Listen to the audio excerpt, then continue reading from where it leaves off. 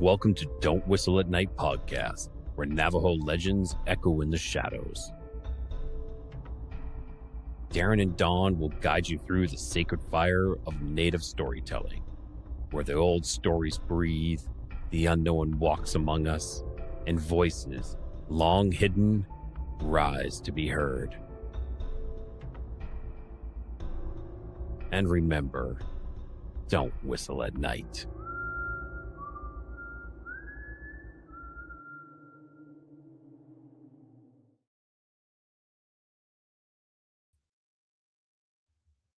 Hello, everybody. Hello. Welcome to Don't Whistle at Night. We are broadcasting live here on the United Public Radio Network, 107.7 FM in New Orleans. I'm your host, Don Yazzie. With me, as always, my host, my co-host, Darren Yazzie. Oh, what's up? What's going on, guys? So, the guest is a bit late today, huh? Tonight? Oh, yeah. Better, hopefully, late, better than never. Better late, better than never, like they say. But, yeah, we're going to, you're being whisked away to a magical land out there in New Mexico, Pine Hill, New Mexico. I guess we're going back to part 2 with Fabian. So, kind of curious about where the conversation is going to go. It's interesting hearing stuff about the house back at the home, So, Fabian's one of them too. But besides that, yeah, we got time. So, everything good on your end? They're done for everything prepped for the holiday, I guess you would say. Yeah. Do a lot of nothing. Dude. I can wait myself. Relax. I can't wait. Yeah. But one thing I looked up to, me and my brother were laughing about it, is Christmas is right here, and one of the funny things that we looked up was Santa Claus has not been around that long. He's only been around for maybe 100 years, 60 years. So the Coca-Cola, I think that was the product of invented Santa, I believe. I think that's how it was. Yeah. So it just popped out of nowhere, and now he's just a figment. He's just a staple to Christmas, So yeah, dude, it's really weird, like this guy Santa has only been around for 100 years, 60 years. So it's weird. So in fact, I guess. Yeah, I'm tired of talking about his stanky ass. No, I was just kidding. But let's read the first comment here. Javon Koshale 24/7. Good evening, Don and Darren. Ready for another great episode. Going to be listening on the road. Hey, you drive safe, Vaughn. Yep. Like a lot of people don't know that it goes way back. It was Saturnalia. That's the original holiday for Christmas. And that day, shortest day of the year, back in Europe, certain places they would celebrate Saturnalia, where they would feast all day and drink a lot of booze, mead, and have huge orgies in their halls. Where they have a big fireplace and big tables where everyone's doing whatever for a whole day, whole night until the sun comes up the next day. Wow, that's disturbing. Yeah. I don't. The whole history is even just even in the Bible, like Jeremiah. I'll come back with the receipts. I'll look it up pretty soon. It even says that don't be like the Gentiles, where they go into the forest, chop down the tree, drag the tree into the house, decorate the tree with gold and silver. Yeah. What does that sound like to you? Right. I'm not gonna point any fingers. Yeah, but it's true. There are all these holidays that America seems to celebrate. Like we're talking about, it's pagan holidays. It's really odd how America just kind of fell into celebrating pagan holidays. So yeah, dude, it's weird, huh? The whole history is dark. It all started when you started seeing all the churches in every corner. That's when America fell. because there's many churches in the corner, all different, all divided. Like, hey, America fell. America is religious. Yeah, I kind of taking roots and all that stuff. Yep, it's just divided. Just churches are divided. They all seem to believe in something else, but it's really odd. But there's always that one road in that city or that town where there's just nothing but churches down that road. We used to laugh about it and call them like the highway to heaven or something. So they have all these different churches and all that stuff. So read some of these guys' comments real quick. True to my tribe, 0918. Hey, yo, what happened? What happening? Not much, man. We're just happy to give you guys another episode. Right. You guys are hanging out with us as usual. Darren and I love doing this, by the way. And we will not ignore you guys or push you guys away. I have big ears, so you guys can follow us. Yeah. Yeah. In the meantime, we'll read the messages.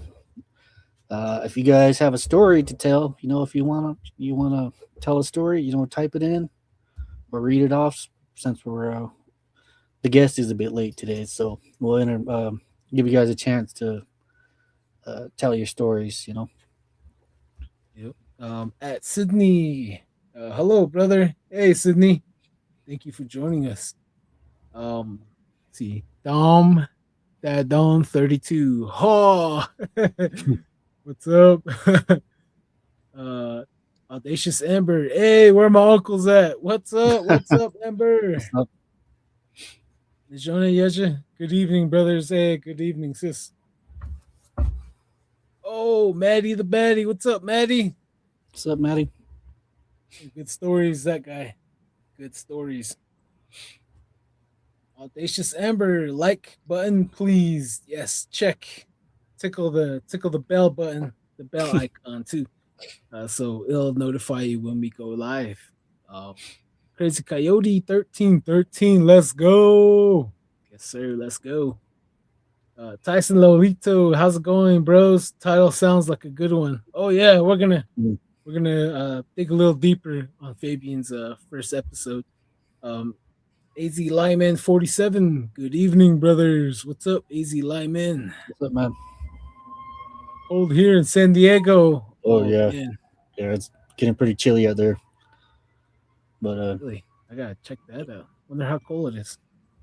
Yeah, it's getting pretty chilly out here. Man, I went and bought some stuff for the stray cats and made a little house for them. So everybody needs to stay warm, even the strays out there. Oh yeah. Crazy Coyote 1313 comes back again. Always look forward to the holidays together with the family. Oh yeah, it's all about family. Yep. Sally Fourth alone. What's up, Sally? No guest speaker. He's running a little late, but he's running on Indian time. Oh. Yep. Let's see here. Crazy Coyote 1313 playing Resident Evil Remake 4 right now. Oh man. Right on. I remember playing the first one. The first one was a good one on the original PS PlayStation. Audacious Amber, 18 degrees here. Feels like 4. Maryland. Yeah. Oh, geez. Oh. Stoner Hobbit. Hi, guys. What's up? What's up? Z-Sun Dragon. Hey, what's up, buddy? This is hi, Don. Hi, Darren. Tyson Lolito right here. Audacious Amber right here. This is a deadly uncle right here.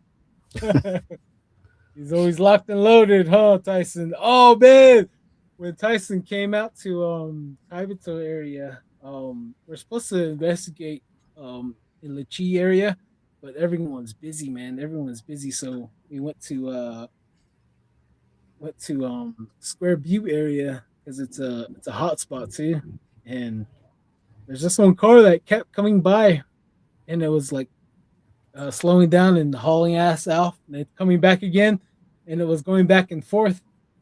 And Tyson and I, we had our pistols, and then Tyson was there with his cousin. He's like, "Man, I don't want to get shot again." So I was like, "It's all good, it's all good. We're all locked and loaded." and this vehicle pulls up really close, and then Tyson was ready to be Desperado right there, Doc Holiday. And then the vehicles open up, and I had my 10 on my side. I was ready for it, and out comes the vehicle is my father-in-law and the chapter house president of PT-2.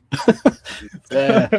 So I was like, man, this guy every time, man, always freaks us out. We're beside the road doing some stuff like this. So yeah, it took a while for Tyson to calm down. So it was pretty cool, man. But yeah, I thought I'd share that story since Tyson's here. Just always know that Tyson is down. Tyson's down. Let's see here. Z Sun Dragon 6461. Sean says Merry Xmas. LOL, just came from his show. Oh hey. Yep, tell Sean Kelly we said happy holidays, Merry Christmas, and we hope he enjoys the pumpkin spice. Sean Kelly, he comes on right before us.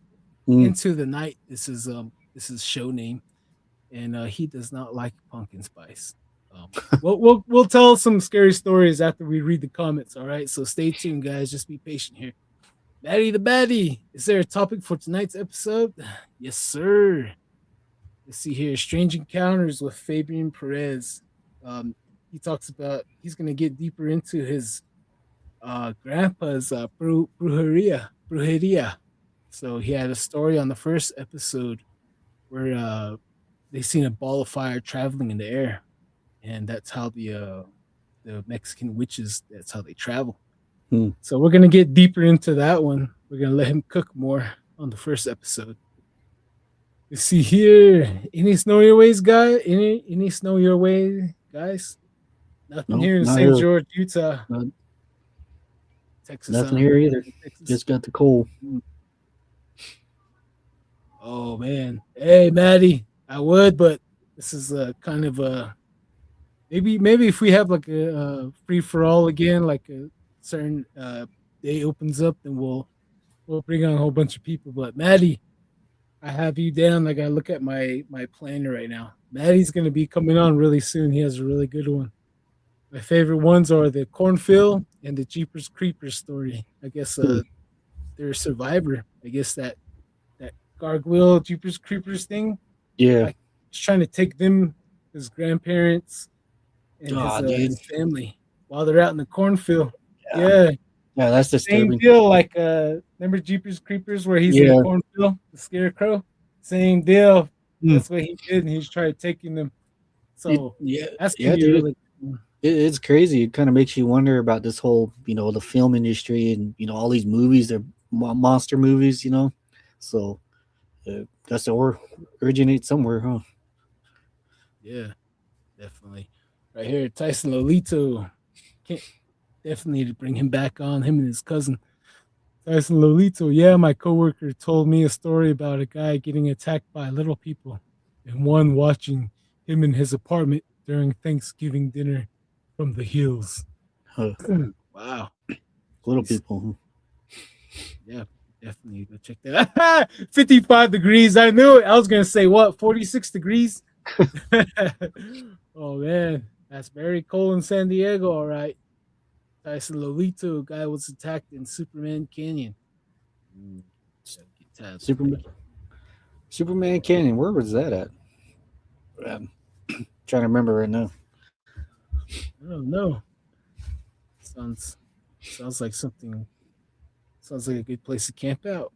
Chris Soto, what's up to my favorite podcasters? Hey, what's up, man? Yeah, we did it, man. Hey, man, thank you very much. Thank you. Says looking forward to this one. Lots of brujerias here in Miami. Oh man. Yeah, that's what I hear too. Yeah, I hear that's really some pretty powerful stuff I've been hearing as well. Especially the voodoo stuff as well. I know there are different ones, brujeria, voodoo, and I think they're combined, right? The brujeria, like Native American, Latin, and Jamaican, like African, all that. So anyways, let's see here. True to my tribe, 40 degrees here. Oh man, where's here? It's like 32 degrees here in St. George. Crazy Coyote, Indian time is best time. I'll be there in either 5 minutes or 5 hours. I'll be there. Right. Be there in one piece. Audacious Ember. Does somebody say uncle? Oh, yeah, somebody did. Right here was Tyson. Says, was a good one. Oh, yeah. Tyson, hey, man, I was the only one laughing, and Tyson wasn't laughing. He's all like, he's already drawn, like, dude, it's all right. It's my in-law, it's my father-in-law, and the chapter president, all right? Oh, man, that was funny. Crazy Coyote. To be honest, y'all are doing the Christmas tradition of scary stories because it's cold right now. Oh, yeah, Right. be careful. Krampus is going to give you a nipple twister. Be careful, Crazy Coyote. I was just playing. True to my tribe. Y'all been to Mulberry Inn? Oh, Well, you went on Berry Lane? Nah, just kidding. Where's that at? Mulberry Inn. Oh, nice right here. It says north of Gallup. Ooh. Mulberry Inn. Northeast of Gallup. I never heard of that before. How about you, Darren? We'll definitely check that out. Is there a portal to Mulberry Inn? I'll definitely be there. Audacious Amber, all in good fun. Oh, yeah, that's yes. all it is. Yes, indeed, sister. All right. So, here it goes. It's in St. George, haunted place there. Ooh, definitely check that out. My daughter is willing to check that out. Okay, Darren. Let's distract everybody until Fabian gets here. I remember you were on TikTok live. Yeah. And you told me a story you never told before here. Oh, yeah. I think I can go a bit further on that one just because TikTok is a bit censored. So from I'll just go back for from the beginning. Cedric Willie, what's up, brother? Sorry. No, it's okay. What's up, man? So sorry. This one, this is just another encounter experience that I lived with. This one takes place in Cameron, Arizona. Like I mentioned before, Cameron, Arizona was a lot different than how it is now. There's only 2-lane road, no lights, no concrete, nothing like that. It was just dark. When it got dark, and it was beautiful. To tell you the truth, the stars out and everything. You see the land, you see the painted desert, and anyone that passed through there will probably know where I live just because it was so close to the road.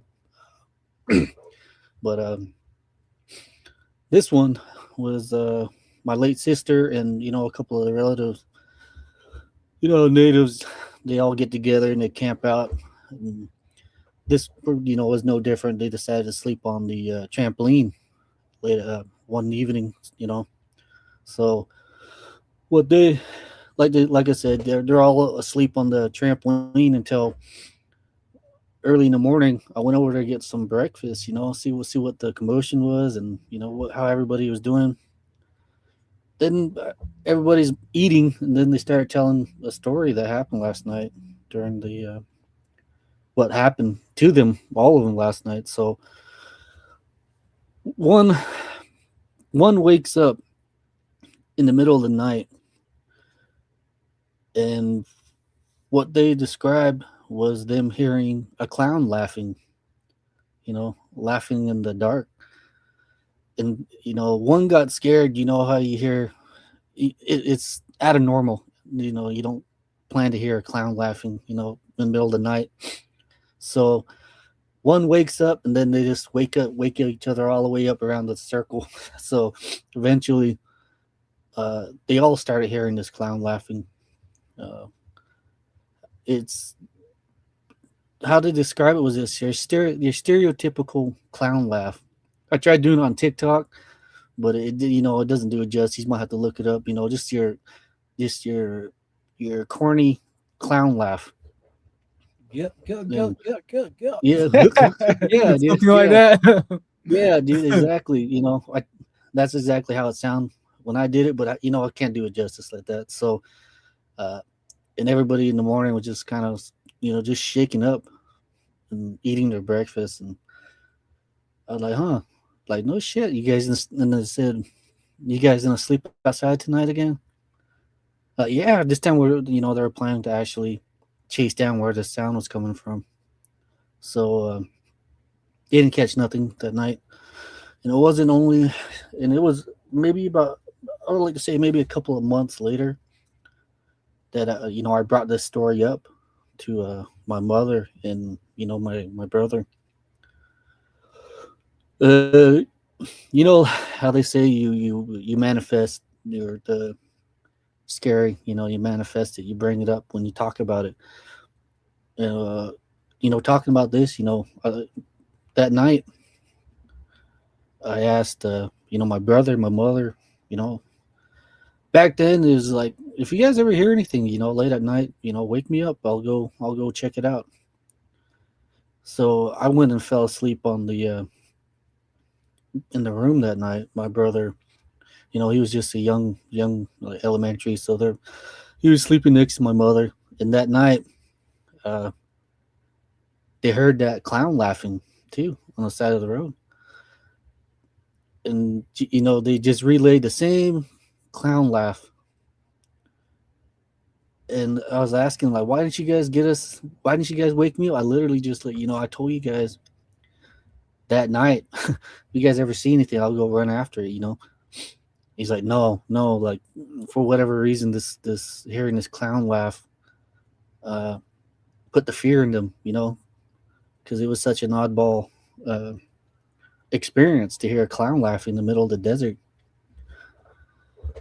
And the next morning, yeah, like the same thing. The next morning, got up and I just seen them both, sitting at the table, just blank eyed, like, damn, what happened to you guys? And my brother's like, dude, it's like that clown laughing. He's like, we heard that last night. And that's one of the stories. These, I don't even know where to put it. And you hear a clown laughing in the middle of the desert on the side of the road. But anyways, this also relays to another encounter. Quick, I guess Darren, everyone's asking if you live in Cameron, like AZ Lyman. Yeah. I lived in Cameron. When did you live in Cameron? Yeah, I lived in Cameron for maybe seven years. So I lived in Cameron, Arizona. I went to Crazy Coyote is said that his aunties are from there, the Duhai sisters. Duhai. Yeah, and it's been a minute. Hey, man. what's up, Melody? Hey, Molly. Yeah, it's been a minute since I went back to Cameron. But it's an old stomping ground, bro. I love that I love the old Cameron better because that's what I grew up with. And I disappeared from Cameron for maybe 20 years, and I came back one decided just to stop by, and it was like, what the hell? What the heck? You got freaking lights on the roads now. You guys got a Burger King? Like, what the heck's going on now? So, expanding. But anyways, this leads up to this area right here too. It's a little road. Back then, there used to be a single tree that used to grow on the road next to the house. What my father was telling me. Check it out. Somebody already figured it out. Right, ghosts in the clown. Dude, who knows, man? Who knows? Probably, huh? Man, check out Cedric. Says, if you feel like there's evil presence around you, they use your fears against you to get the best of them. Oh, yeah. Yep. Just like this What's clown. up, MG? Hey, what's up? So go ahead. This one leads into another encounter from my father. Back then, he, just like all men, Navajo men, they're always you always have to go through the years where you're a troublemaker, even though you don't do it. So this was no different for him. And one uh, night they decided to go out there and visit a party, go out there and party, drink and have fun. But sadly, the party that they went to was the people didn't like him. They knew that they didn't like him. So my father's like pretty much just spoke the obvious. Like, these guys don't like us, man. What are we doing here? Like, and one of the friends, he was saying, like, don't worry about it. Just came here, get some drinks and laugh. So eventually that night, they take off. They go to my father's little shack or whatnot. So they drop off, and the man that told him, that was telling them to stay at the party, he walked off. He walked off to get to go home.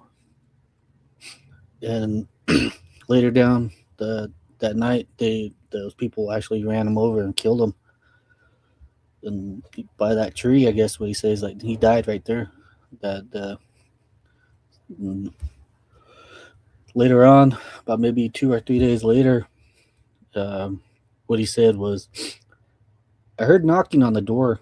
Someone was knocking on the door late at night, and he used to have a little dog too, and his dog started a little barking, and he's like, from what he said, he answered, like, who's it? Who's it? What do you want? And he said his name. He's like, the man that got ran over. He's like, what are you doing here? What are you doing? You're not supposed to be here. He's like, I don't. You can hear the laughter in his, the joking laugh, in the ghost's voice. And he's like, come on, man, let's go out there. Let's go grab some drinks. Let's go make a run. From that, my father, he argued with that spirit, and he told him, like, you're dead. You're not supposed to be here. You go. You're not alive no more. And he's like, after that, the ghost just kind of laughs. He's like, all right, I'll just like, all right, I'll go grab some drinks myself. And that spirit walked off. So, later on during that, he told his family what happened, and who visited him that night. So they ended up seeing a medicine man, and that medicine man pretty much told him, if you would have went out with that ghost, you would have died that night. That was what it came to do. Your last party. Yeah, he wanted to take you with him. He's like, it's a good thing you argued and you fought with that spirit, and that's one of the things that we talked about this a little bit. The Navajos, they have 3 days. They say the spirit, the person stays around for 3 days, and this was no different. In those 3 days, he came by and he argued with my dad. But even Cameron, that place is really nice. I can tell you where petrified life is, ancient life in that area. When I was younger, it rained for maybe like 2 weeks straight, dude. And the water, the sand, the earth was moist, was wet. And when I was younger, walked down the trading post, the area, and I seen what you call horseshoe crabs, believe it or not. Seen little horseshoe crabs playing in the mud puddles. And I seen it in like those old books, and I was sitting there looking at them, and I got a little branch, and I kneeled down in the little puddle, and I flipped one over, sure enough, you can see the tail and the little claws and everything like that. And I was like, whoa, dude, this is crazy. And uh, after that, I just never seen him again.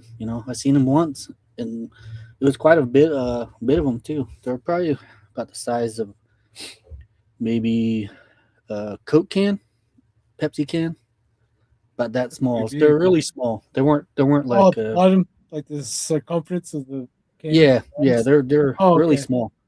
They weren't like the how they are now. They're kind of about the size of dinner plate. So these ones I seen were small, and uh, after that, I asked my grandmother and my mom. She's like, leave it alone. That's been here before you. It's been here before me. Respect it. Let it live. Don't mess with them. Let them be. And, like, oh, okay. So the next day, I wanted to verify because I was by myself, but I know what I seen though. Went back to that puddle, and they were gone. Whatever happened to them, probably just crawl back in the earth. But the Cameron right there Rain is weird. brought him out. Yeah, Brought and him out because it was an old world, like what 10,000 years ago. It rained a lot yeah, here, so I think mm, they're all deep within the earth. That's for sure. But yeah. let's say what's up to everybody in the chat real quick here. Let's see, Grandpa says everyone's related to him Yep. and Cameron. Yeah, Easy Lyman. sadly. But Let's see, yeah, I Tyson. got a couple more stories about Cameron too. So I guess Oh, heck I'll yeah. tell them right now. So Yeah, while go we're for it. waiting. Hang on there. Hang on there. Yep. While we're waiting, let's read some of this real quick. It says, Tyson Lolito, we need to hit the hill soon. Cold weather is good for Bigfoot hunting. Really, really, really. I know, like the old ones, like the white ones, they stay stational, while the younger ones they go lower elevation. That's what I heard. There's always the old white one stays behind. See here, the Seachick Willie Cameron is close to the Hopi Reservation. Oh yeah. Think Uh, it could have been with something that from too. them. Yeah, I know where petroglyphs are for the Hopi too out there. I think he's talking about the your clown story. What you were Yeah. talking about. Yeah, I think he's referring to that one. And okay, that's the chat between them. Let's see here. Mhm. Right here, Tyson, Lisichi William down to go up there, brother. Hey, what about Mm. us? No, just kidding. It's far away. Crazy Coyote 1313 says, let's see here. Let's see here. If those horseshoe crabs had a split tail, you probably saw a desert shrimp, aka trilopod. Probably, huh? Desert shrimp. Wonder how they taste. This is right here. You scared Jody 1248. I visited my family on the res when I was younger. While I was there, a strange looking dog would follow me around, and my aunt told me to stay away because it was sick and the other dogs avoided it. Mm. Creepy. The plague, perhaps. Crazy Coyote 1313. Then again, you probably saw a recording of Earth like tape recording that had happened to me at a petrified forest. I saw two ghost Really? dinosaurs sleeping on Wow. top of a petrified Re- log. What? really, man. Ghost That's dinosaurs. So it is yeah. true. There's dinosaur ghosts. Yeah. All right. You made my day there, Crazy Coyote. You are a Crazy Coyote. Yeah. That's for sure. I like you. We see you, Willie. You and Darren are always invited. Yeah. That's what I'm talking about. See here. The Cedric says, can show you that spring where the big snake was seen. Hey, I don't know what snake you're talking about. Nah, just kidding. See here. Second biggest snake. Nah, just kidding. Right? You scared Jody 1248. I would pet it and hug it. Or I pet it and hung out with me while I wandered around. I'd have to throw a rock to keep the other dogs back. but the strange one was friendly when I went to the washes. It stopped following. Weird. Very odd still. Very odd still. Crazy Cody says Big Snake where? Mm. Go ahead, Darren. Oh yeah. So Did. this, this leads up to, and another story that I told on TikTok. With the ghost out there at the, I think it's called the Colorado Gorge Rim. Right there, if you ever go towards Grand Canyon, you'll see a flat area next to a cliffside where they sell jewelry, and I haven't been there for a while, but that's what they used to do when I was there. They sell jewelry and food and stuff like that, and people go down there. They take pictures of the canyon, pretty much. But this one goes back to, this was one I was told when I was younger. Was told to me when I was younger, because we used to play around at night. We used to play flashlight tag, or flashlight hide and seek in the dark and stuff like that. And we started talking about ghosts and stuff like that younger. And one of my uncles, my relatives, he's like, "Oh, I got a story. I'll tell you guys. Here, come here. This happened to me. I seen this, and this is what I call your ghost story." So him and another one of the relatives, they decided to go, for whatever reason, they decided to go there late at night and drink, just tell some stories. How people Navals are sometimes, go out and drive a dirt road, drink, listen to music. So they decided to go out there, and what they said he seen was he heard screaming, and what he said they seen next was a person running right there in the open, and they were screaming. What he said is he had his hands out forward, and it was screaming, and it was running and screaming, running towards the cliff. And what he said is, he's like, this one kind of gave me the chills because it recognized us. It turned its head and looked directly at us, and it screamed, and it continued screaming. And what he said was, it screamed, and it ran itself off the cliff. And he's like, it was crazy because he's like, you can hear the echo in the canyon when it was screaming, and then all of a sudden it stopped. And what he said was like, man, we that sobered us up quick, and we just drove back to the house, and that was it. We decided to call it They a didn't night. see anything. No, they seen the spirit, spirit of, I think it might have been a lady running in the moonlight.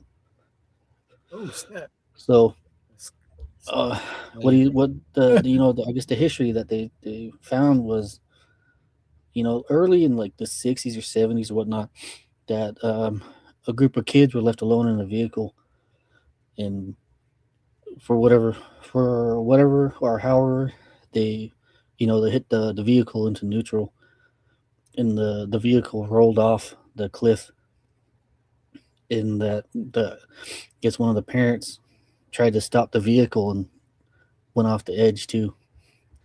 So it's been a minute since I've been there, but I do remember seeing a vehicle on the bottom. I might have to go back and take a look again. But that's that's what one of the ghost stories I was told in that area. And also one of the funny parts about it too is they used to call it the midnight mooner, or the moonlight mooner. And in that area, if you drive out that area and the moon, when the moon's out, full moon's out, he said that you'll see a ghost sitting on top of the mountain mooning you in the moonlight. So he'll pull his pants down and he'll moon you. So that's it's kind of a humorous story, but that takes place in the same area too. So But even out there too, on top of the what do you call it, Gray Mountain, top of Gray Mountain too, that a couple of people. He's actually my old friend when he was younger. That they went out wood hauling. Traditionally, the Navajos, they cut wood for the winter. And they went up top of the mountain, and what he said he seen was Bigfoot. He kind of laughed about it. I saying big feet out there in the cold, like, and, as a kid, he's like, who's walking around with no shoes out here in the snow? He's like, then later on when they made it down, he kind of laughed about it, and then everybody kind of like, I think that was Bigfoot, like, because they were like, who else would walk around with bare feet? But this isn't the first time too that I heard Bigfoot on top of that mountain. Also, I had an old Marine. He told me that they went up there hauling wood too in the winter. He says that when we were done, we turned around, we were heading back, and he's like, one thing we seen, it looked like a big hairy man sitting on a log looking down off the cliff.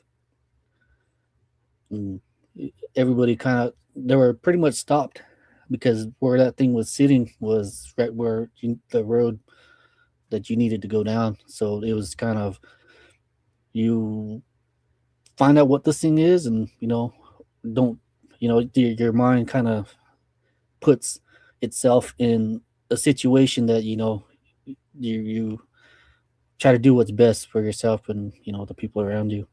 And what he said was, he grabbed his rifle and he yelled at it, and right when he pulled back the made how guns, it kind of clicks, pull the rifle back, he did that, and he's like, the thing stood up, and he's like, holy shit, this thing was like 13 feet tall. And just, he's it was weird. It was even weirder because just how small it looked when it was sitting down, but when it stood up, it it towered itself and tripled its size out there. And the next a couple of days, he was an old family friend too that told us this.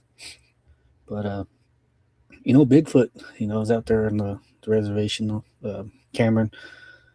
So that, and believe it or not, I actually seen, I think, my second UFO out there in Cameron too. Real quick, well, hold on. Yeah. All right, let's catch it real quick. AZ Lyman 47. The Duhai family is related to Pastor Cody from Gray Mountain Church. Oh no. Ooh. Does that new name ring a bell to you? I knew the new guys. Yeah, the new guys. Let's see here. Okay. Covering everyone's comment right here. Tyson Lolito, let's go check it out, Don. If you're down to go with Mr. Willie. Oh man, definitely. Definitely gotta plan something out here, man. Mr. Willie's episodes next week. Right here, CG Willie, you need to plan something for that Don and Darren. I know there's one that lives there. Big giant snake, huh? Description goes that it has horns and it's black. Huh. Find out. Crazy Coyote, JC Johnson covered giant black snakes in and around Navajo Reservation. Oh, San Juan River is home to one. Definitely. Sure. Oh, man, speaking of, I chatted with one of my family members. He said that his dad told him that there's a doorway in the Grand Canyon, a very, very old doorway that it would go in and outside of, from our world into the next world. So that doorway is Alele. So it's magical doorway, right? So that's probably where it ties in, where we came up from the giant red reed from the last flood of the world. We came up from there, and that serpent came out as well. And he told him that the government got down in there and they blasted that door shut, and that serpent can't go back home.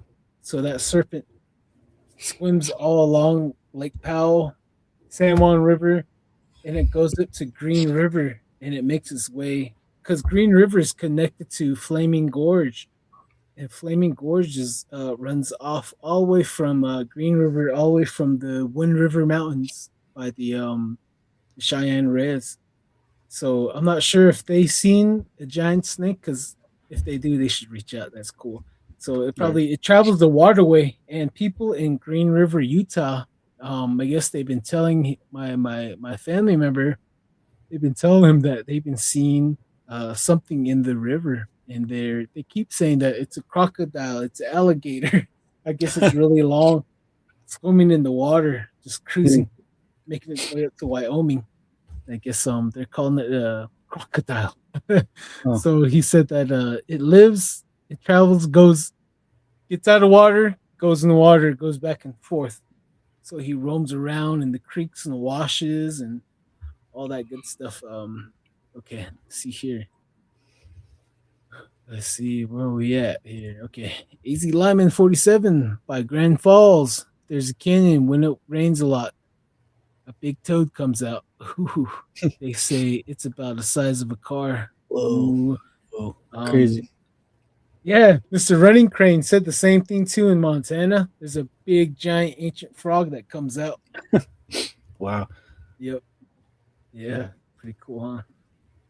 The Cedric Willie, Crazy Coyote. Oh, yeah. Okay, so he's replying to Crazy Coyote.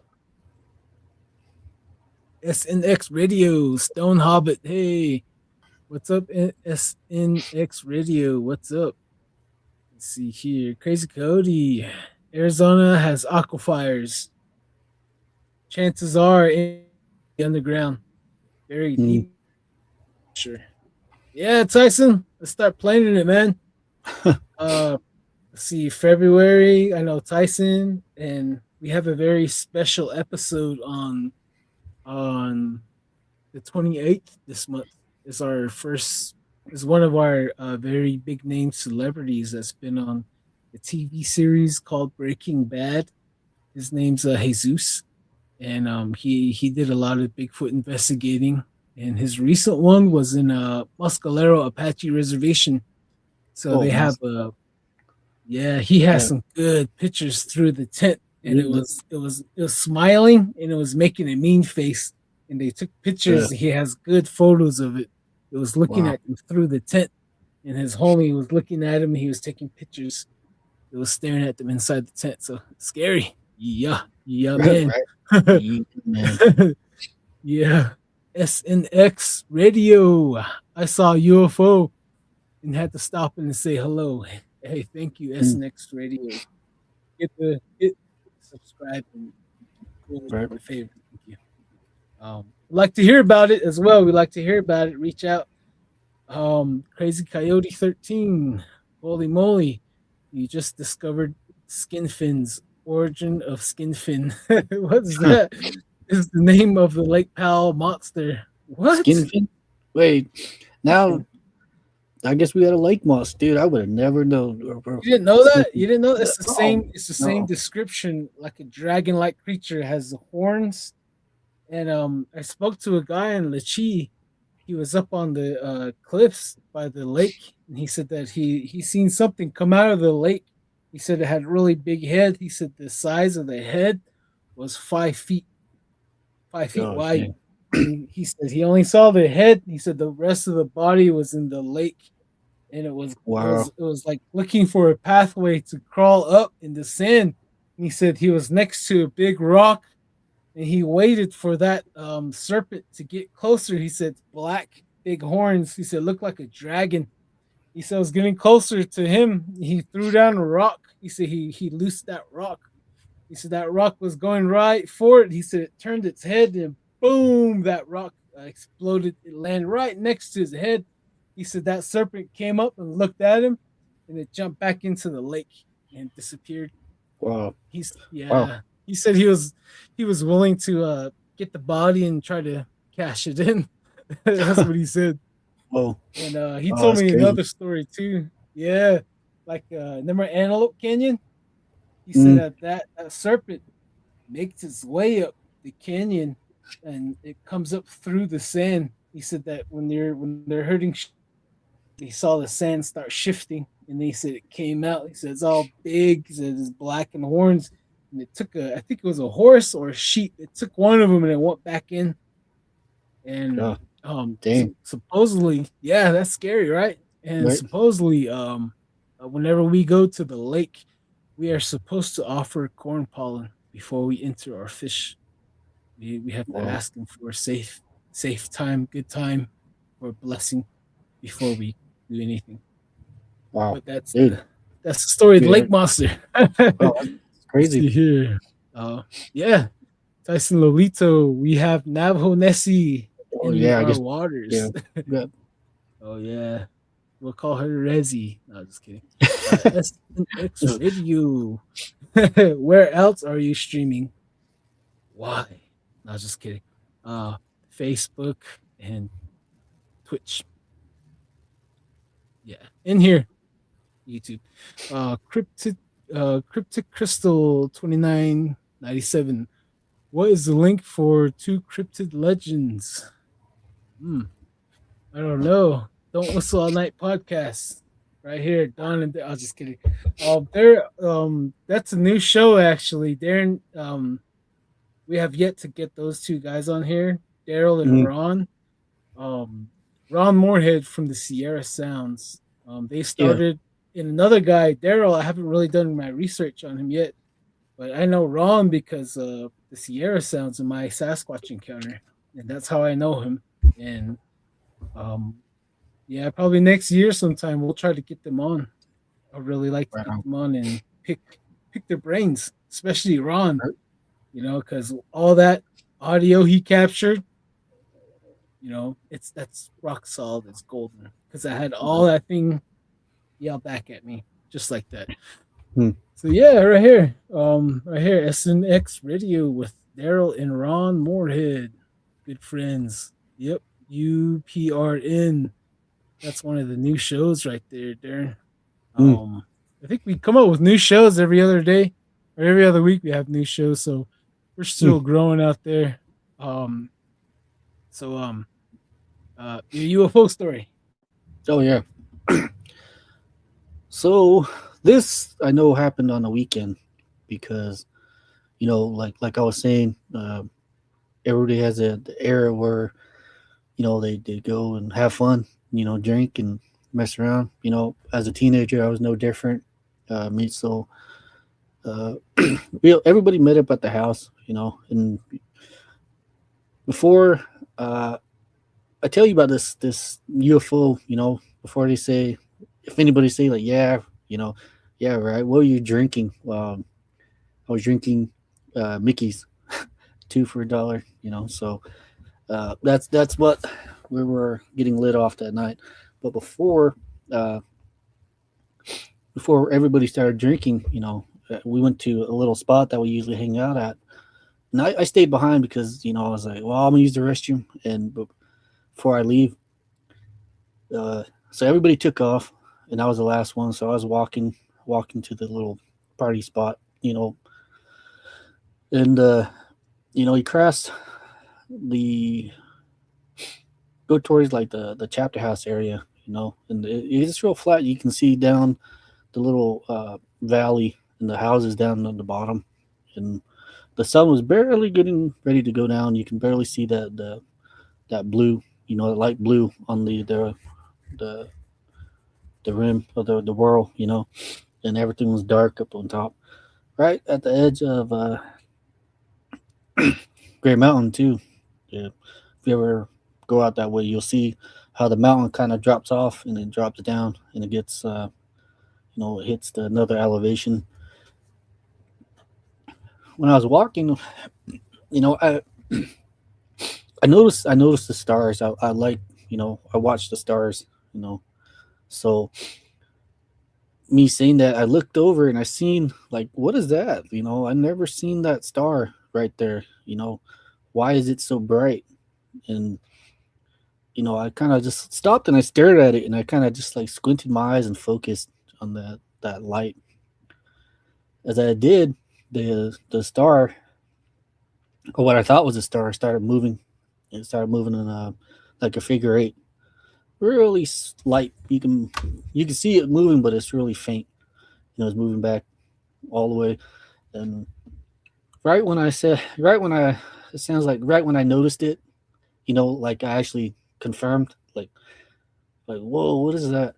And that bright light shoots off towards Flagstaff, and the where the reason why I say it shoots off is because it left a light streak right behind it, like like your Millennium Falcon, hits the starways or whatnot. It leaves a bright streak behind it, and I sat there, and I was like, "Oh, what the heck was that?" And later on, I meet it with everybody else, and everybody else was, just laughing and just having a time. And I got there, and I was like, "Did you guys see that? Did you guys?" Because where the way everybody was positioned, they were actually looking, at a clear view of the mountain and everything right there. And I asked him, like, "You guys see that light that shot across right there?" And he's like, "No, we didn't." And I was like, "Huh." Dude, I think I just seen a UFO, and I told everybody what I seen. And he's like, "Yeah, that star is not even there. I don't know if you guys noticed that star on top of the Great Mountain." He's like, "It's not there no more." And everybody's like, "Huh, that's weird." And then, typical teenagers switch back to party mode. So that's right there. That happened out there in Cameron, Arizona, when maybe mid-teen, high school years. But that area, I know. I talk about seeing the first, Skinwalker. That's where I seen that out there on the dirt roads. On the other side of, if you ever go to Cameron, there's a bridge.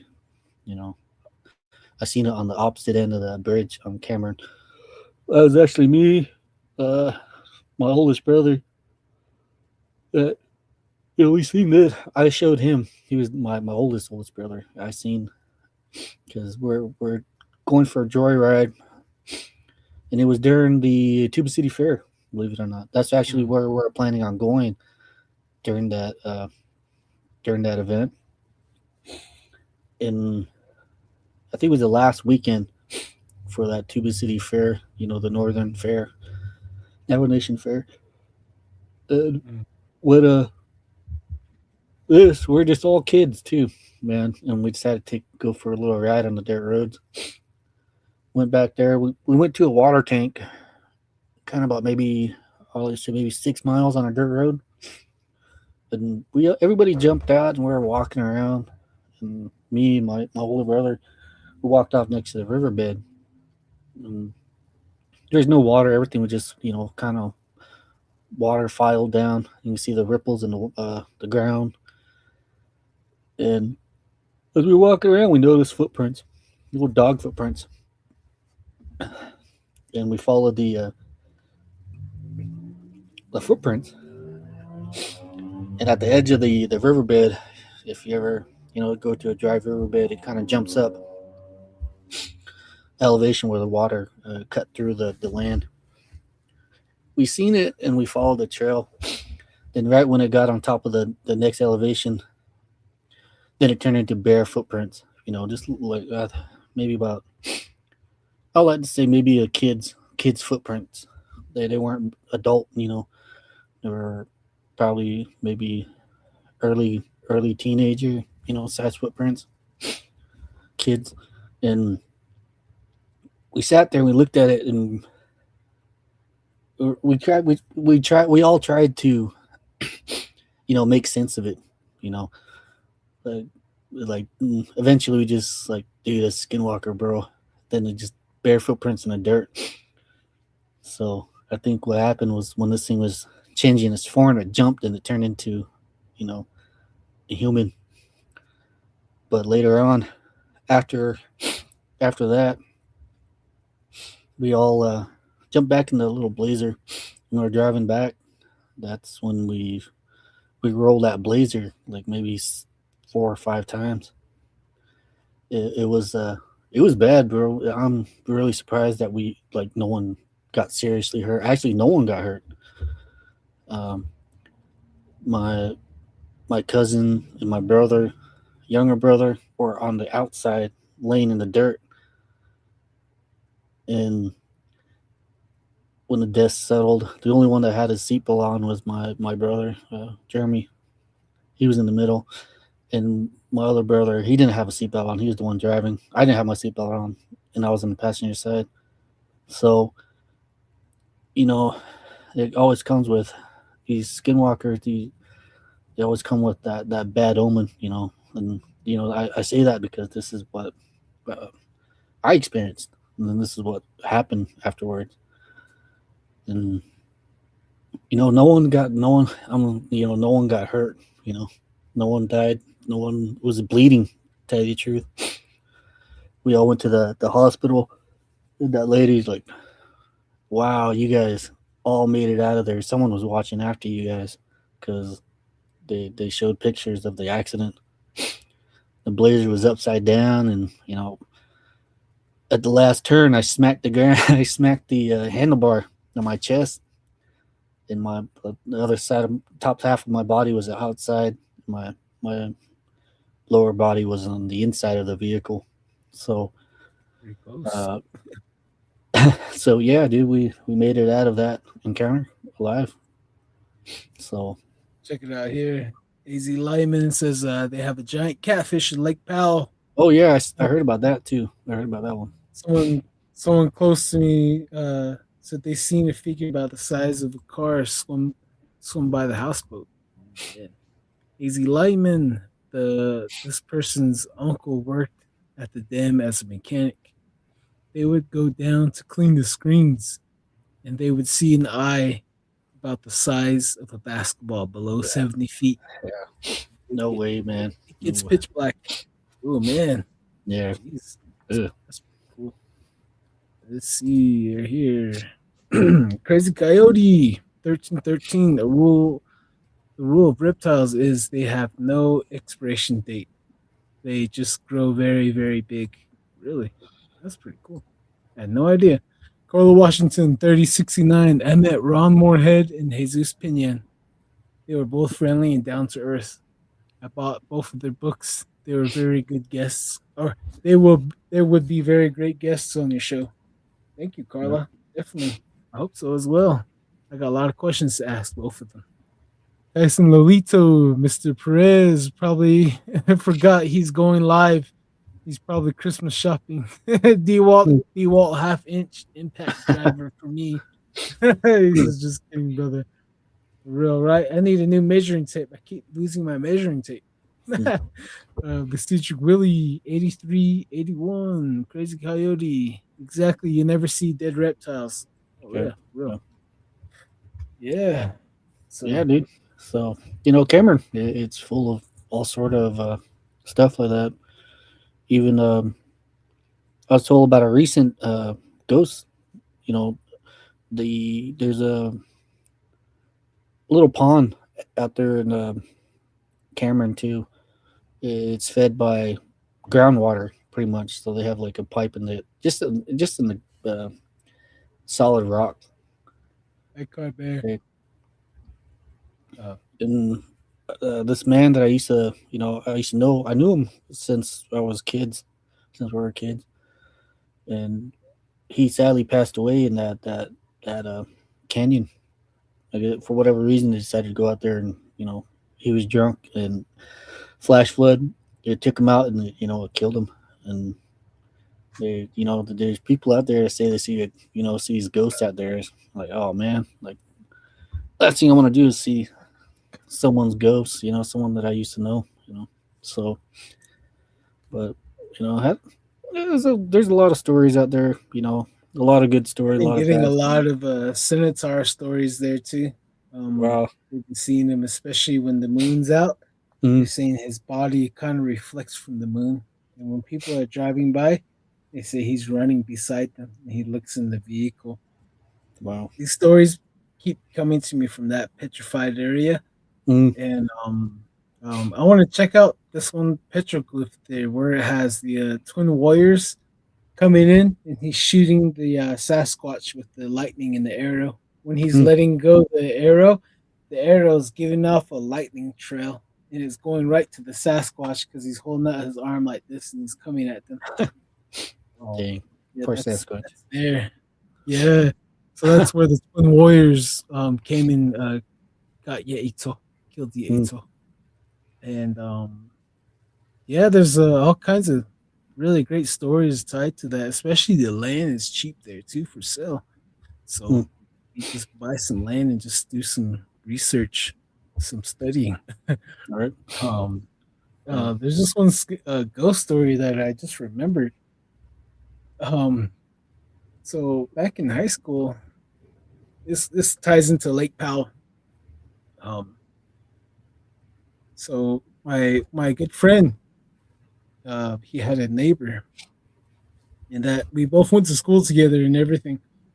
And his neighbor was a quiet kid, but we say hi to him, and um, so this is like I think they were one of the first kids that actually got a cell phone. You know, they had the earlier cell phones, and I guess they went to Lake Powell one day to go fish and swim. This is in Hall's Crossing area, and he I guess he drowned.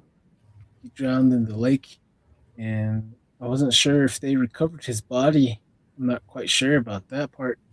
And I guess like a few days after he passed, he called his brother. I guess he had a brother, and I guess his brother was there with their friends because they all had friends, a little group. They all hung out together, and they all saw the incoming call from him, and they're all freaking out, like, "What? This is him? How can it be?" You know. They answered the phone, and when they answered the phone, it was him. It was his voice. He was trying to say, help me." And they said that it sounded like he was underwater, and it sounded like he was drowning, and they can hear water all around him. Mm. And the phone died. Wow. And yeah, they were talking about it, and I remember they were showing us the missed call too, the call log. Mm. I seen it, missed call from him. They actually were they're talking to him for a while. I think, yeah. So, you know, when I go back home, I don't know how I would ask them to if they would remember that story. You know, I don't know how to, you know, either just leave it. You know what I mean? Because it's really sad story as well. You know, and yeah. So that was one of the scary stories I remember my high school days. That relates to Lake Powell. Like whoever drowns in San Juan River, they never find their body. And Lake Powell, I'm not really sure. I think it's 50-50. But Mexican Hat, Utah area, whoever jumps in, you know, there's a good chance that they're never going to be coming out. Up and down the river, you see whirlpools. So, you know, they say, stay out of there. Don't go in those whirlpools because you're going to disappear. You can disappear into, they're like pointing towards Navajo land. They're saying the river's like this, the whirlpool. Once you go inside, you're going to end up deeper into the earth on the Navajo side. They say if the whirlpool is closer to the other side, you can end up off the res, but underground. There's tunnels everywhere and air pockets. So pretty interesting stuff. I don't know about all that. Wow.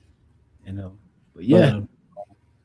Yeah, these, you know, that's the stories that, you know, I grew up with, or, you know, that I encountered back there in Cameron, Arizona. You know, it was a lot of fun. I had a lot of fun out there.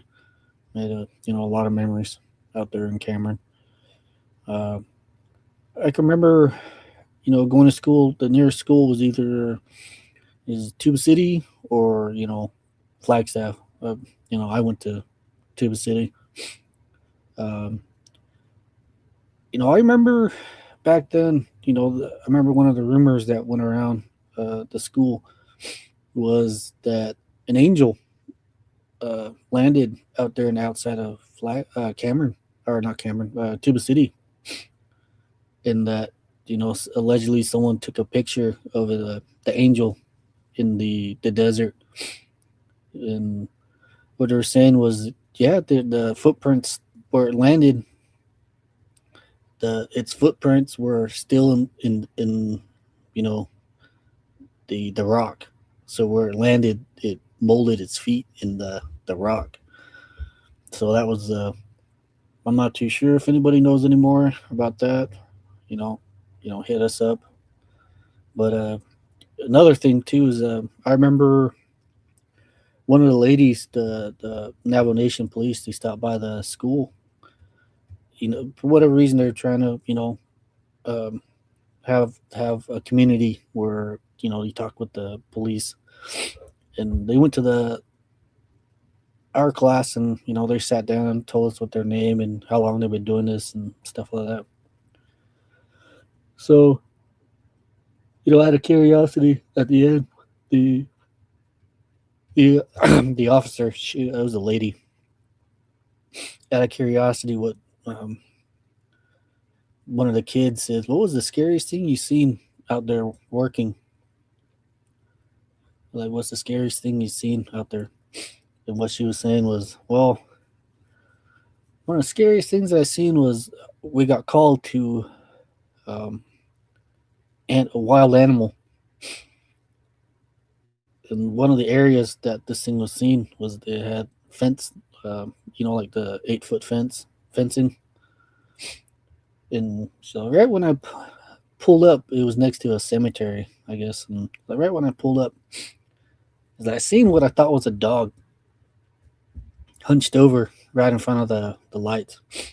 As she honked the horn at it, and what she said was the thing turned around and looked, and it stood up on 2 feet. It grabbed the top of the fence, and it jumped right over one hand, like a kid would, or jumping over a fence.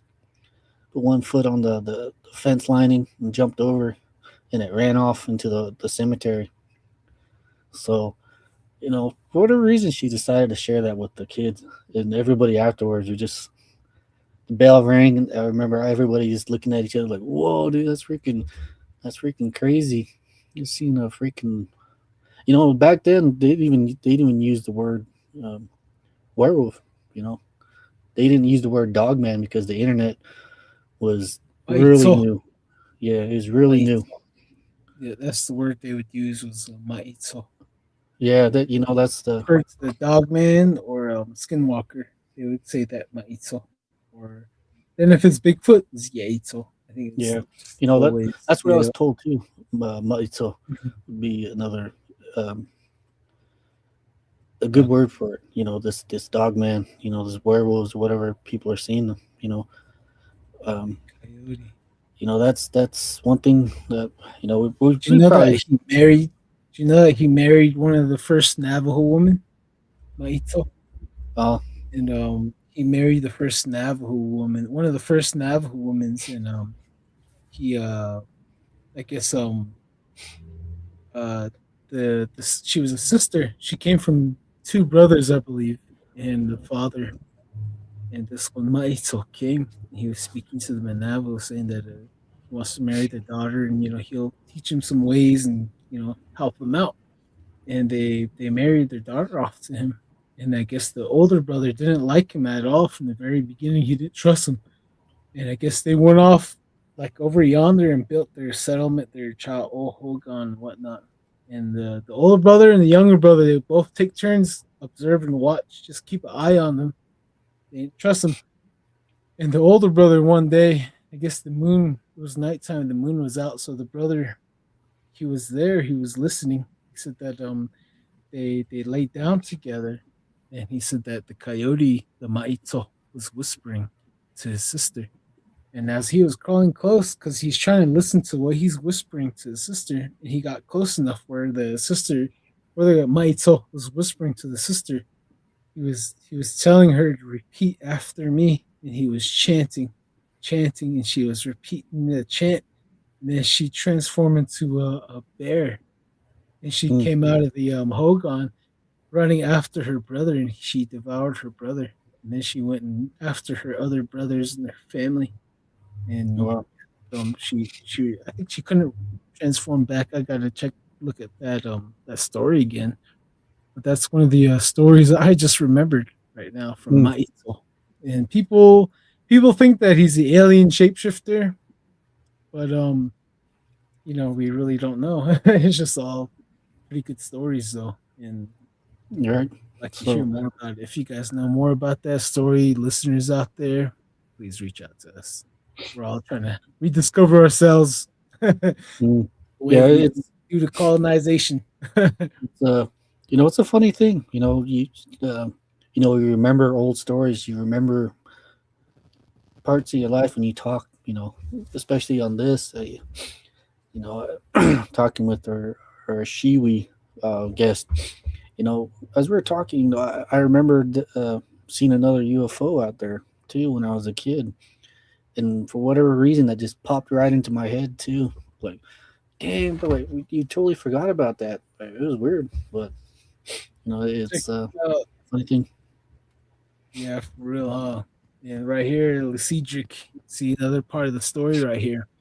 My grandma told me that Coyote turned first man into first Skinwalker. I wonder if that's true or if it's just a different version of the story passed down. I believe he got to the woman first, and he got to the man at a different time. I think one of the first ones with the transform was a woman, I believe. Let's see here. There's different transformations that occurred at different times. The stories I've heard. Easy Lineman 47. I remember shoot the Bigfoot with my lightning arrow. Oh, okay. Must be that's a song right there. The enemy way was it? Oh man, yeah. It's a part of the song. I remember that too. My grandpa used to sing all kinds of songs as a kid, and especially when his brother would come around. So he would be singing all the Yebiche songs, and I'd be singing them too. So all these memories are slowly coming back. But Right. yeah, I think our guest might not be joining us tonight, which is okay. We don't mind keeping you guys company. Sorry about the title, guys. Maybe next time. When the stars align. But, Yeah. What time do you feel like wrapping it up? Yeah. Well, we'll see where it lands. Maybe an hour 30. You said that you had a couple of stories that you were gonna read off too. Yeah. But let's get that rolling. Let's get the conversation going on these stories. That were given to you actually. Yeah. Okay. Let's see here. I should have had this at the hip, ready to go. Let's see here. Meanwhile, let's see here. CJ Willie, he says, she said Coyote did it as a joke to pick on him. Pretty crazy. So do a full episode, Don. I need something to listen to on the way back to G tomorrow. Well, I guess do that, huh? We'll do the whole episode. Oh yeah. Okay. Yeah. Let's see here. I have so many messages. Like I haven't really gone over any of the messages actually, because got a lot of people. Let's see here. I gotta look for Crazy Coyote's messages right here. Hang on here. He always sends me good stuff. Keep them coming, Crazy Coyote. You do that. Want me to tell one more story? Out there in Arizona, do that while you're scrolling. Yeah. Well, one of the guests that I'm trying to get on, he was out there. I think it was Loop. I think, if I remember right, there. From what he was saying, he called us right after this encounter happened, and you can hear the fear in his tone. And this is a guy I knew for maybe 20 so many years, and you can just tell that he was scared and he was frightened. Well, what he said was, he got in an argument with his family, and he decided to, well, I'm gonna go for a drive, and that's what he decided to do. And that he just ended up at Loop, I believe. What he said was, yeah, I was sitting out there in the dark, in the truck, and I was parked across from what he said was a car wash, and it was raining, and you can hear the thunder and the water coming in. What he said was that what he seen was when the light flickered, the power went off in the uh, car wash. He said, I seen a man. He's wearing a suit. He's I didn't know what it was. I just seen a man in there wearing a suit. And what he's saying was, I don't know why he was wearing a suit out there in the middle of the desert. Then he started, noticing the face. He said, "This ain't gonna have a face." And it was just blank. It was just a blank slate, And what he did was he's like, "Oh shit! I think this is that Slender Man people are talking about." And then when he said that, the light flickered again, and he said what he said was he seen another one pop up, walk up, and it stood next to this Slender Man being. And he saw this one was smaller. It would look more like a child. And then, so in that desperation, he went and video called one of his friends from the Apache reservation out there in San Carlos.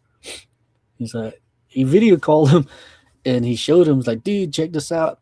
And he put the camera on. I was like, what his friend was like, what the hell is that? Where he's like, I don't know. He's like, try zooming in on it. And I guess what he said was like, yeah, this thing didn't have a face, and it was wearing a suit.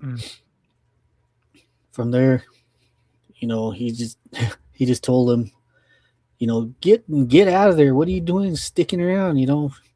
Leave. And this is one of the guests that trying to get on. It's stories that they're really cautious about, and this is one of them. It's really odd, and it's unique because this Slender Man character is not Navajo. It's not traditional. It's more of the creepypasta thing that came alive. So instead of him seeing one of these things, he's seen two of them, and that's one of the guests that I'm trying to get on when he feels more comfortable jumping on that. And he has little people stories. His house was kind of a portal for one of these little people, and he also seen what he said was a firebird, a phoenix. There's a couple of guests that we have on that seen these firebirds, so he's one of them. Just another good guess trying to get on here. Well, this didn't happen too, but maybe, let's say, like last year when he first came out here to the oil field. This is when he popped up.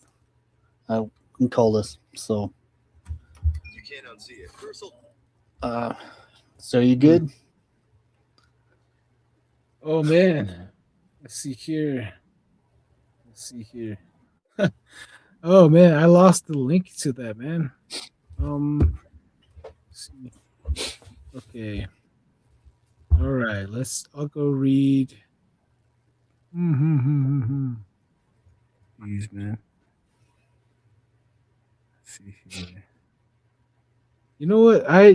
My phone is just tripping out, man. All right. Well, find that conversation. You go ahead. You can tell us another story. Yeah. Let's read some of these.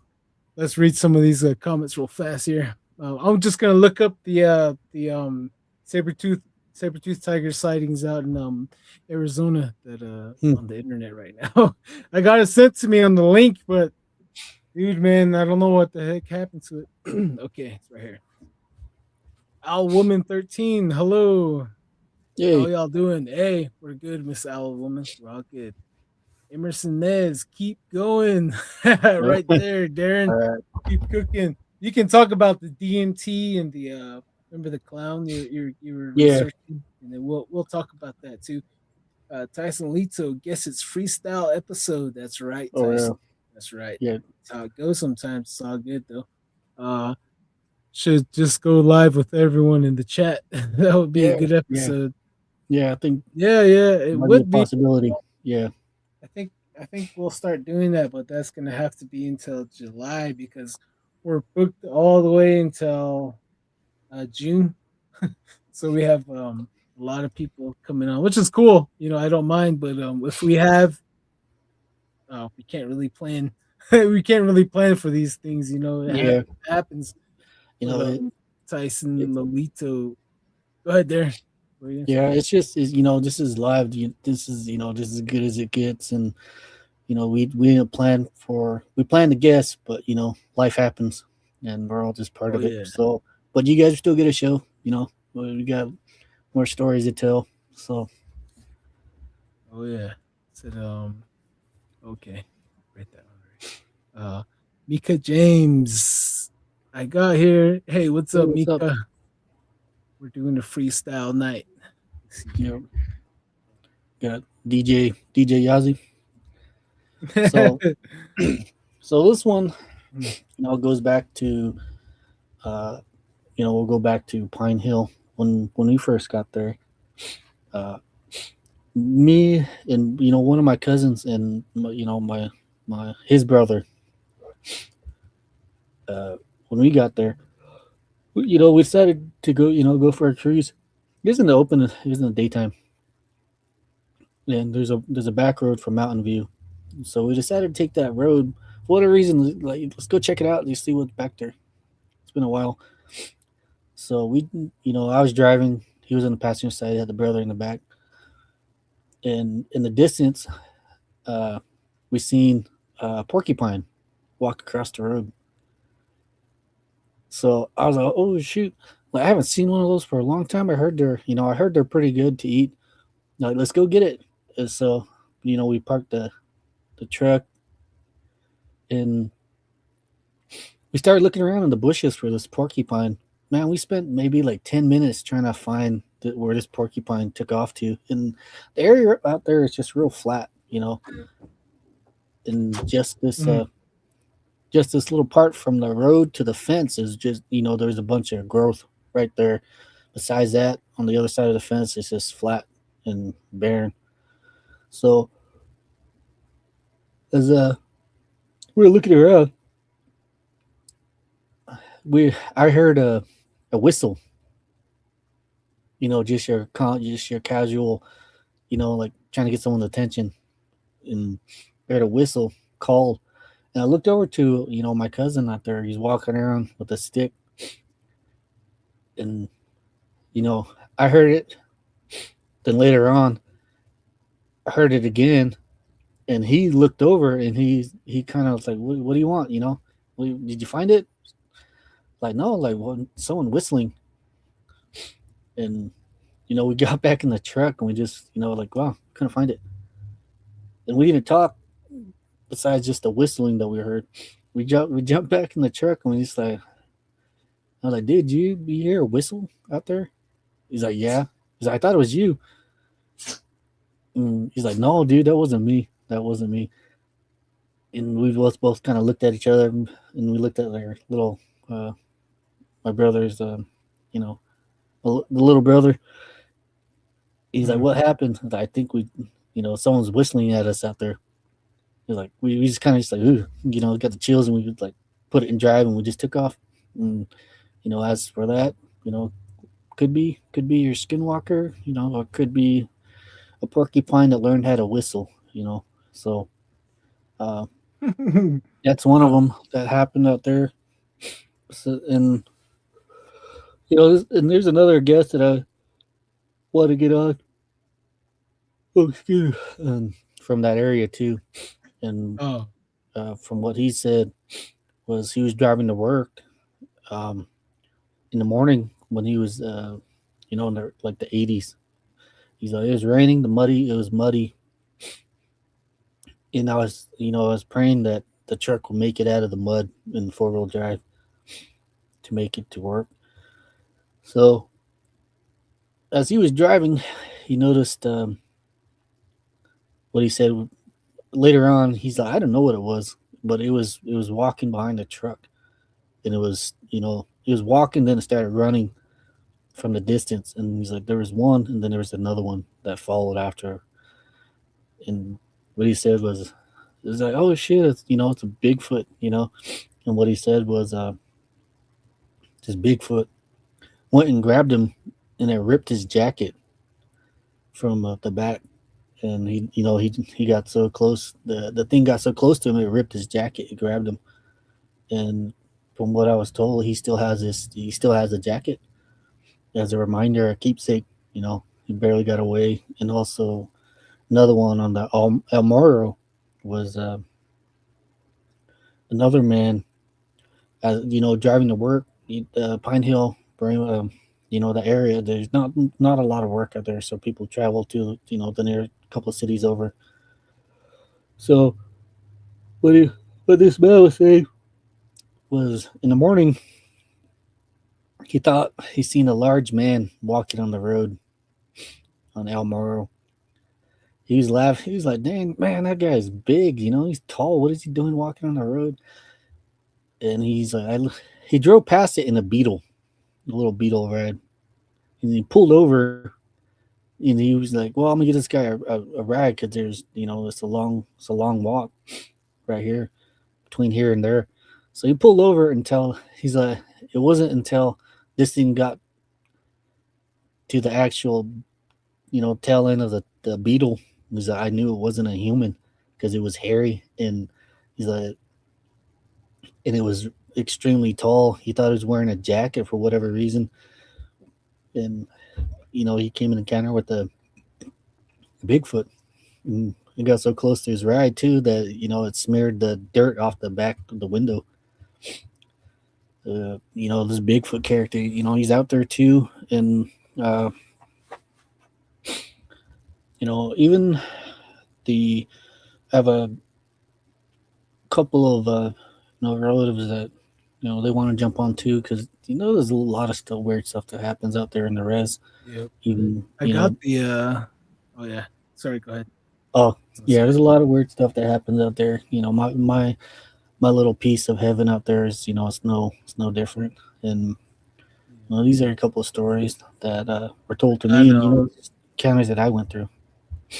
Yeah, I got the list of sightings of the saber-toothed tiger sightings in Arizona, Mexico, and New Mexico area on the cryptozoology site. And I could probably share my saber-toothed tiger story, but let's catch up with the viewers real quick. We'll give you a break there and drink some water. Let's see here.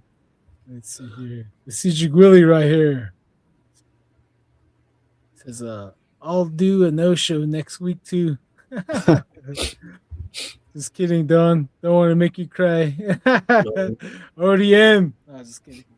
Carla Washington, 3069. Are you going to have Caveman Yowzy on your show? Trying. We're doing what we can, but we'll see what we can do. No guarantees. If so, it's going to be maybe summer. I got a lot of people wanting to come on, which is cool. And I hope he's listening. We want you to come on, Caveman. Let's see. Mika James. Vaughn is here too, just to let you know. Hey, Vaughn. Hey, Mika. Ooh, Vaughn. She better be your girl. Not just kidding. Let's see here. She's snitching you out. No. Chris Soto. Did I say his name right? Critios Soto. I was going to say Soto. I'm sorry if I'm butchering your name, man. He says, I'm totally good with just you guys talking. Darren has some really creepy stories. Oh, yeah, for sure. Mm-hmm. Tyson Lolito. Oh, right. Well, for that time, should I run into more mysteries, things to tell you guys? I started going into the woods. The hairy man visits me while doing woods. Was there yesterday, felt his or her presence, watching you, undressing you with its eyes. No, just kidding. Right here, Emerson Nez. St. Michael's, we hear Yebiche all year, even in the summertime. Cops don't believe it. Ooh, Darren, gotta check that out. See if he'll tell us the future. Cedric Willie, let Darren take a nap. He looks like he needs it. Yeah, it's a week. It's the beginning of the work week. So it's getting old. Yeah, it's good. Wood City 79. Hello from Chinle, Arizona. Hey, what's up, Wood City? What's up? I see you. I see Chinle's rising in Spotify numbers, man. Chinle is just going up there, going neck and neck with Mesa. What's up, Chinle? Thanks for listening out there to us. Okay, so all right, I'll go into my saber-toothed tiger story. All right, this took place with my family, and half my family's traditional, the other half is Christian, and I was with the Christian side of the family. All my stories always come from when the Christian side of the family are together, and yeah, Jay Clark, the guest couldn't show up because unforeseen circumstances. Okay, and so it was in Mexican water. They had a little revival, and we drove back home to Helchita, and I had an uncle that was there. He didn't want to sleep there. He wanted to get dropped off in Ojito. So I was like, I'll drive. I'm wide awake still. So I was driving, and we're getting to Monument Pass. And my cousin was sleeping in back of the truck. It was my grandpa's GMC extended cab. So there was my aunt in the front and another cousin. For some reason, he wanted to sit by me in the truck, and I was giving him a hard time. Dude, you got the whole back seat back there. Go lay down. He's like, no, give me a creepy look and all that. I was like, man, whatever. So I was driving from Helchita to Miami Valley. I was just picking on him, just giving him a hard time, like I do everybody. And when we got to the pass, I tell you, the vibe just changed, and we stopped talking. My aunt her seat was reclined backwards. She was sleeping, and my cousin and I, we stopped talking. We hit the curve, and then when we got to the opening, I had my truck. It was on high beam, and I can see a house off into the left side at like at least over 100 yards. There's a couple of houses, but this one house was right there, and the high beam hit that house, and I seen a giant cat sitting on the porch, and its head was as tall as the roof. Remember how the roof is like this, the very top? Mm-hmm. This cat's head was almost as tall as the roof, and it was sitting on the porch like a cat, but big. And I seen that, and I thought I was the only one that seen that. And as I was turning the vehicle, because the road kind of turns away from the houses, and as I was driving, like the light kind of went off the house. I seen when the light passed, I seen the cat's eyes kind of reflect from the light, and it jumped off from the porch, and it started running across the sand, the bushes, and it jumped from the fence. It jumped onto the highway. The distance between the fence and the highway is pretty good distance, right? 20 feet or so, 35 maybe. So one leap, bro, boom, right on the pavement. And when it landed on the pavement, that's when I was like, oh man, this is really happening. And it started running towards us on the road, and it started zigzagging like this, jumping back and forth, coming at us. And I started yelling, and my cousin, he started yelling too, and it jumped to our right, and it jumped to our left. By the time I got to our left, I was like at least 5 feet away from it, and it jumped back towards us. And by the time it jumped back towards us, our back tire on the right, on my driver's side, picked up. The whole bed of the truck kind of went up, and boom. And I kind of skidded across the road a little bit, and I got control. My aunt woke up. She's like, why aren't you at? Screaming. And my cousin and I were just laughing hysterically. We're laughing probably like at least 200 yards of driving.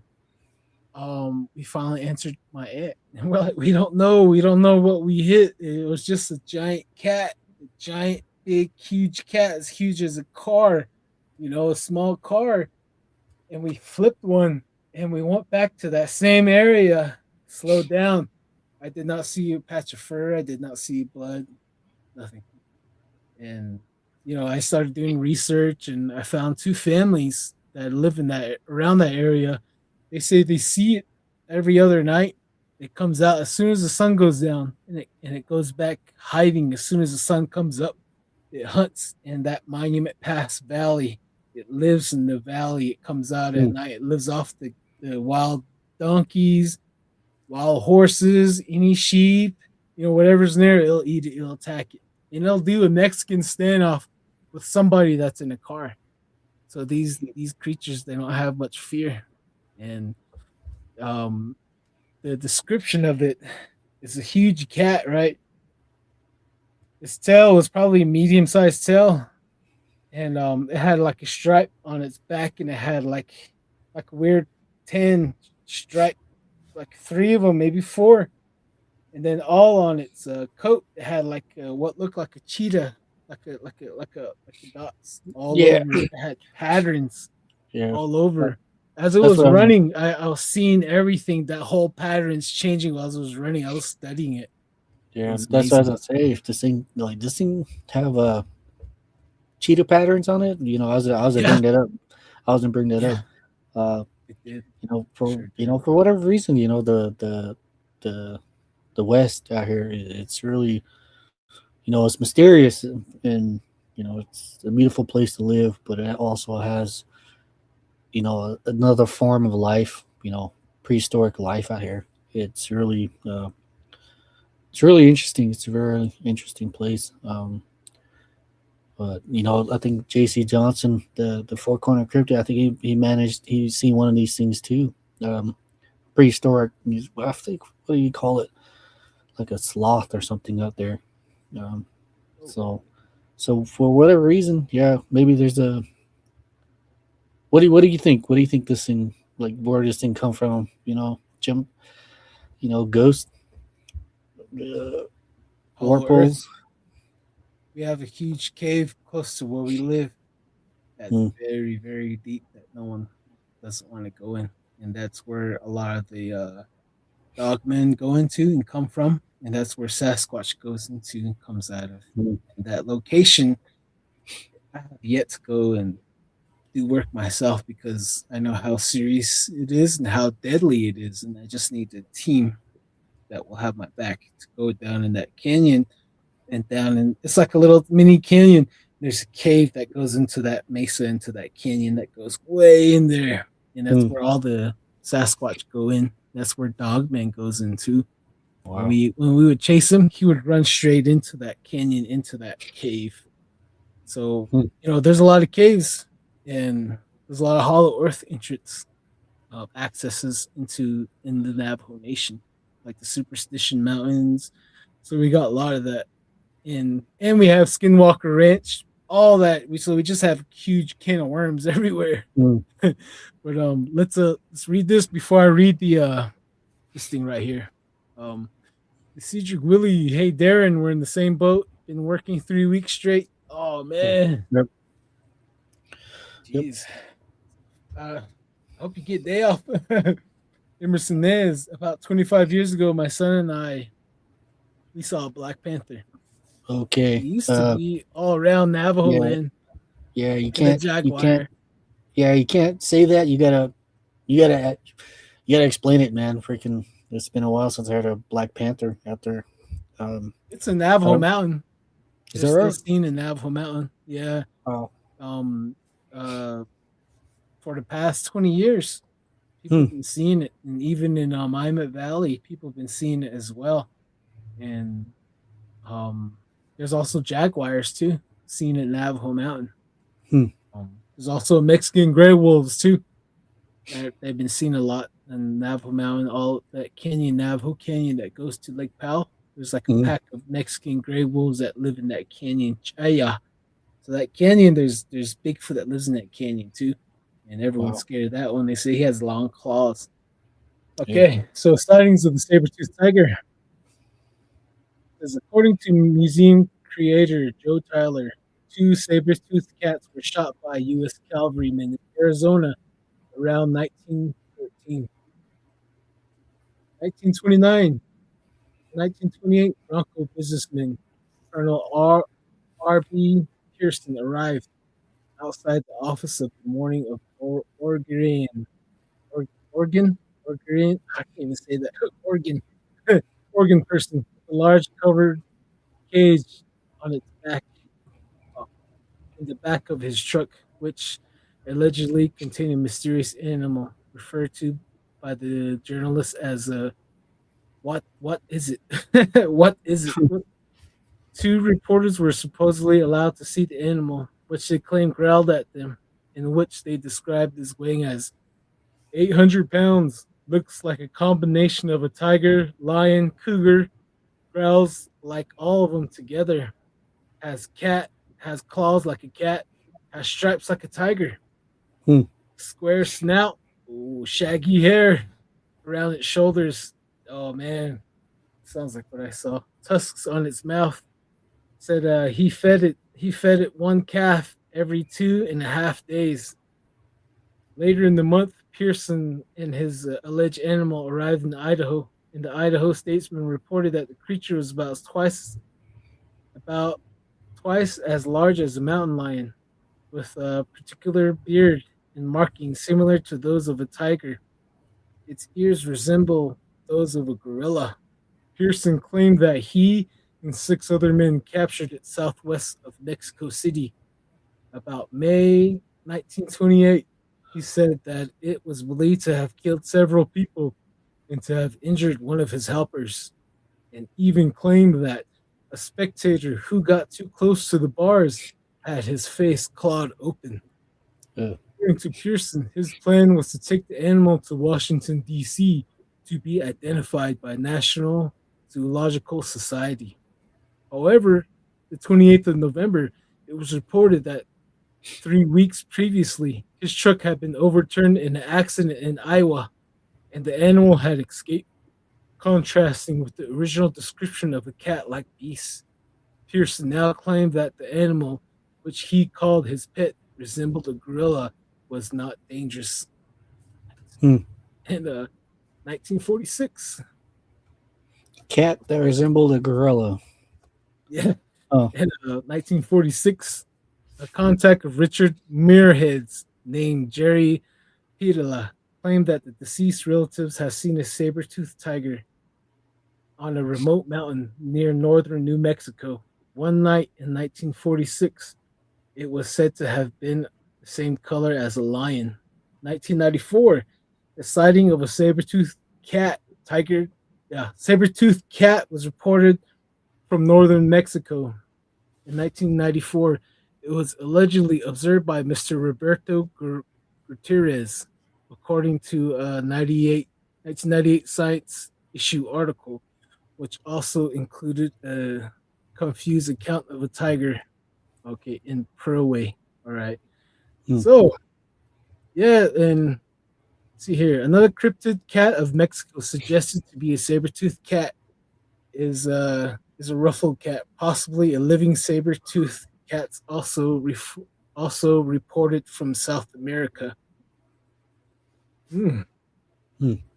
Wow, it's even reported in Africa and Asia. Saber-toothed tigers. That cool. Well, it's probably still around. This thing's still around. That wouldn't really surprise me. I seen it. I know it's around. We just gotta get it on camera. Even these horseshoe crabs too. Those things are still around out here in the desert. I'm pretty sure a lot of stuff. A lot of mysteries going on. Oh yeah, definitely. Let's read some of these ones real quick here. Let's see here. Tyson, I saw a black panther in my area. Also, a pack of gray wolves here. Ooh, another thing to worry about out there, man. Emerson is. This is in St. Michael's. Ooh, a lot of good things in St. Michael's. Little Wolf C13. Hey, what's up, Little Wolf? Says hi, Don and Darren. Hey, what's up? Thank you for joining us. Yeah, that's That's pretty cool. You should like read some cryptid stuff like this more often for the viewers out there, and just keep the mystery and the wonder alive.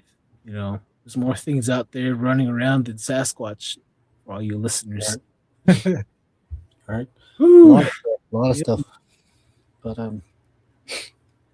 yeah, it's a beautiful world we live in. Just full of mysteries. And saber-toothed cats and Bigfoot and water monsters, Bigfoot, dogmen. A lot of stuff going on. Goatman. Yeah, that's where Goatman came at it too. That cave I was telling you about. Mm-hmm. I seen Goatman right up on that mesa near there. Wow. And I think it's an access and entry for Hollow Earth. Might want to go there and put some cameras up. Kind of curious about what this Goatman, looks like, especially the eyes, dude. I'm kind of curious. Has those goat eyes or human eyes? Oh, as far as I can tell you, right here is forward facing like you and I, not like outwards, but it was forward facing, and then its mouth was like a man and a goat. It wasn't natural right here. This thing was like you and I. I chalk it up as being demonic. I don't know till I get a picture on that. Right here, Tyson. I'll wear my finest work gear than a splash of cologne. Looks like Tyson wants to be bait. Little Wolf C13. I haven't heard a lot of stories about deer women. Do either of you have any? No. No, Not on my side. Nope. Not on my side. No. I know Little Wolf is River Cheyenne by the Crow Agency. I wonder if you guys have any deer women. I would love to hear about the deer woman. Sounds very scary. And I know I think Rod's area northern Montana might have deer women. I know the Ozarks, they have the deer woman, that's for sure. The Ozarks out there in Arkansas and Oklahoma, Missouri area. It's like a forest area over there.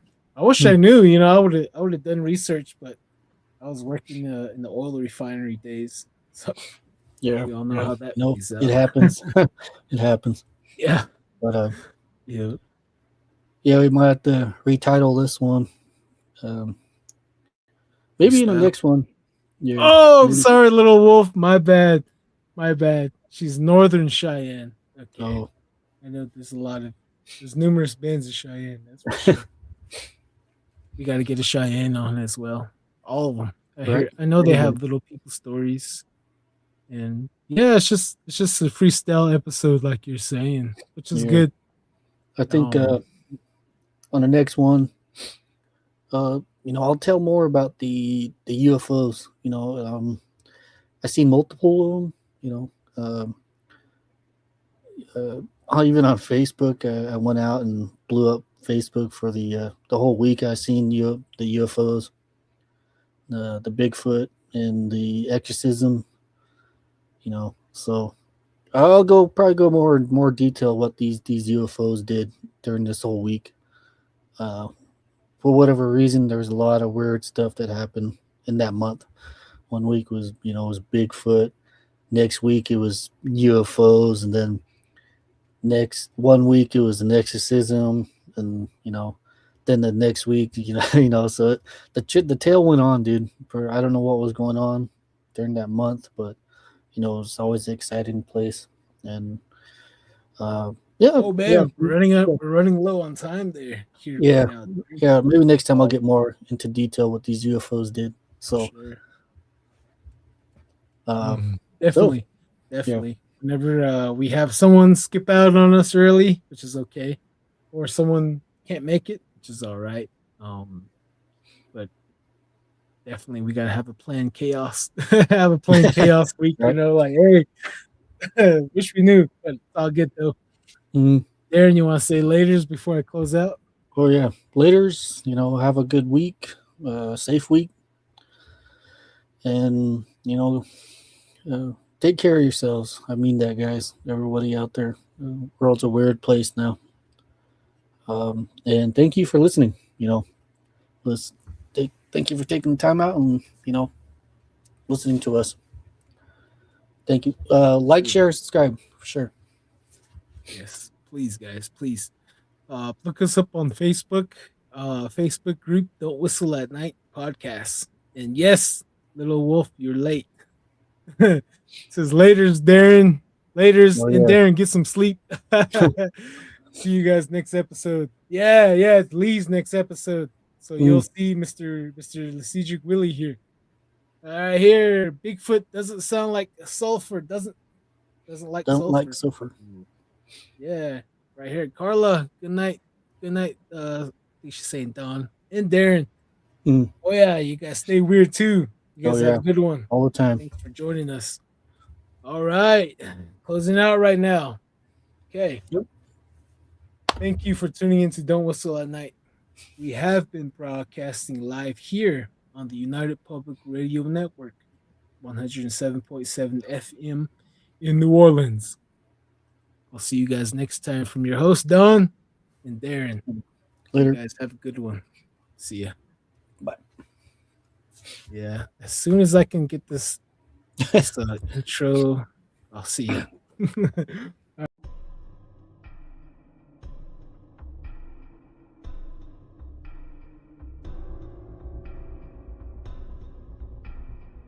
Welcome to Don't Whistle at Night podcast, where Navajo legends echo in the shadows.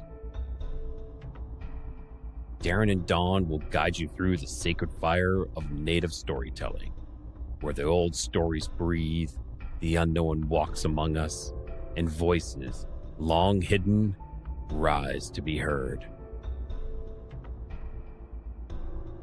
And remember, don't whistle at night.